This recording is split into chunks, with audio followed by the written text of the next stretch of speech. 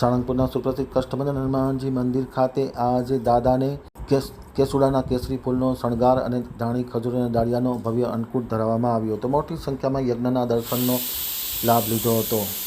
હવે જોઈએ સાળંગપુર આમતક ન્યૂઝ બ્યુરોનો એક વિસ્તૃત અહેવાલ. શ્રી કેસરીનંદન હનુમાનજી દાદાને કેસુડાના કેસરી ફૂલોનો કેસરીયો શણગાર તથા ધાણી ખજૂર અને દાળિયાનો ભવ્ય અન્નકૂટ ધરાવવામાં આવ્યો હતો. સ્વામિનારાયણ મંદિર વડતાલ ધામ સંચાલિત સુપ્રસિદ્ધ યાત્રાધામ સાળંગપુર ધામ ખાતે આવેલ શ્રી કષ્ટભંજન હનુમાનજી મંદિર ખાતે શાસ્ત્રી સ્વામી હરિપ્રકાશ દાસજી અથાણાવાળાની પ્રેરણાથી તેમજ કોઠારી વિવેક સાગર દાસજીના માર્ગદર્શન હેઠળ આજરોજ શનિવારના પવિત્ર દિવસ નિમિત્તે દાદાને દિવ્ય વાઘા ધરાવવામાં આવ્યા હતા. સવારે 5:30 કલાકે મંગળા આરતી, સવારે 7 વાગ્યે શણગાર આરતી નૌતમ પ્રકાશ દાસજી સ્વામી વડતાલ દ્વારા કરવામાં આવી હતી. કષ્ટભંજન હનુમાનજી દાદાના સિંહાસને આજે કેસરી નંદન હનુમાનજી દાદાને કેસુડાના ફૂલનો કેસરીયો શણગાર ધરાવવામાં આવ્યો હતો. સાથોસાથ કષ્ટભંજન હનુમાનજી મહારાજને ધાણી ખજૂર અને દાળિયાનો અન્નકૂટ ધરાવવામાં આવ્યો હતો. મંદિરના પટાંગણમાં મારુતિ યજ્ઞ યોજાઈ રહ્યો છે, જેમાં મોટી સંખ્યામાં લોકોએ દર્શનનો લાભ લીધો હતો. આમતક ટીવી સાથેની વાતચીતમાં માહિતી આપતા પૂજારી સ્વામીએ જણાવ્યું હતું કે કષ્ટભંજન દેવ હનુમાનજીને 500 કિલોથી વધુ કેસુડાના ફૂલનો શણગાર કરાયો હતો.